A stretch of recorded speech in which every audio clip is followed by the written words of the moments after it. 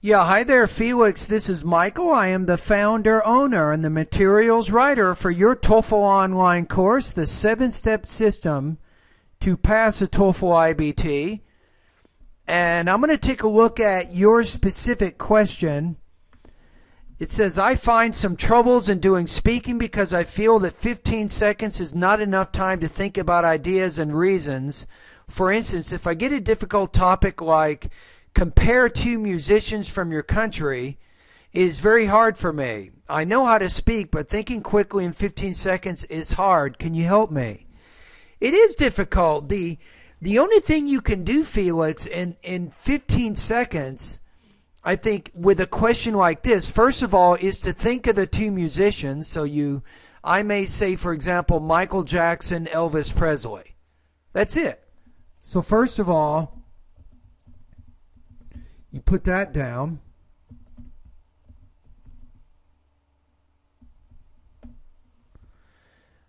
And then the next thing is you have to think about, okay, what do you want to compare them to? So I might say the type of music they play. That's it. That's probably, you think of Jackson, you think of Presley, you think of the type of music, and then bam, it's 15 seconds, and then you have to start speaking. Now, with this type of organization, you should be familiar with what's called compare and contrast organization. So let's go to Google for just a minute.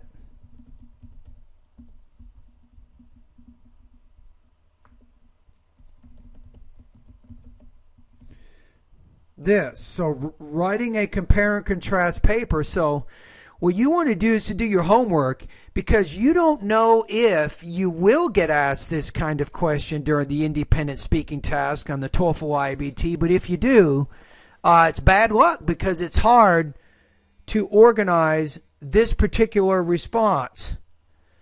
So what we have to do here is to go ahead and take a look at how we organize this type of writing.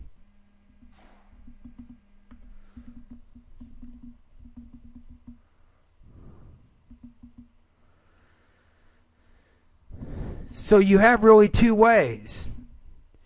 You have what's called sequencing, or you have what's called chunking.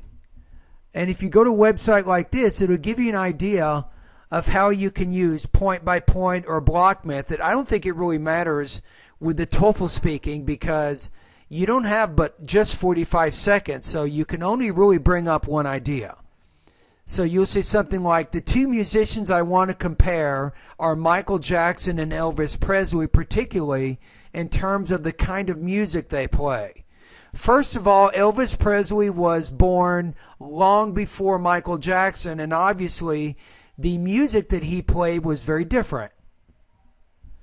Blah, blah, blah, blah, blah, blah.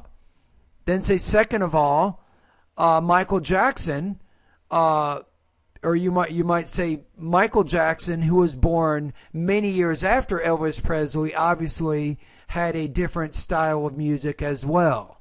And then you explain his music, and that's it. So the main thing, I think, with the compare and contrast type organization is that you don't try to bring up too many different points. You compare two things in terms of one idea. Let me see if I can give you another example here for just a minute. Let's say that you have to compare two automobiles for a minute.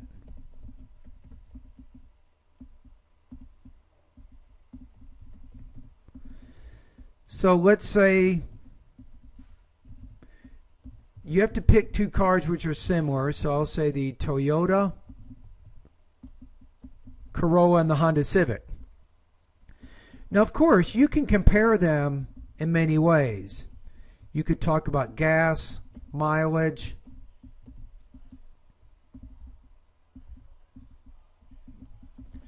You can talk about the appearance.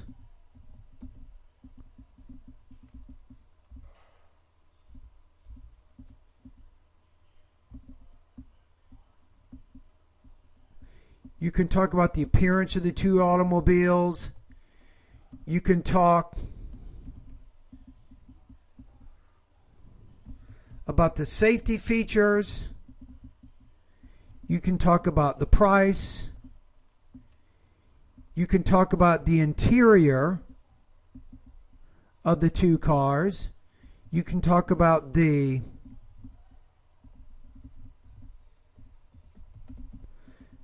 accessories of the cars and so on. But here's the thing.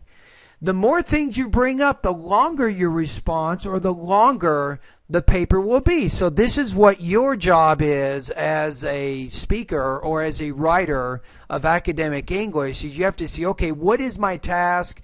How many pages is it? How long am I speaking? And what can I do reasonably within that time frame or within that page length requirement?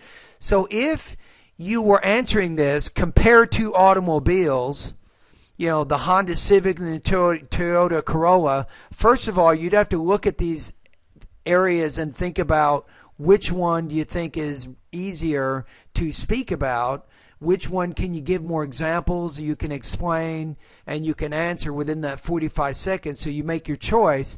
So don't talk about gas mileage, appearance, and safety features. There's no way you can compare the two automobiles in 45 seconds to those three specific points. So you probably should just pick one. So that's kind of what you have to do with the TOEFL, is you have to make sure that you limit your response. And I know that 15 seconds is not a lot of time. And this is the difficulty with templates. A lot of online courses, they like to give you certain templates, right? And you use the template to organize your response. But what do you do if you get a speaking topic like this that doesn't fit the template?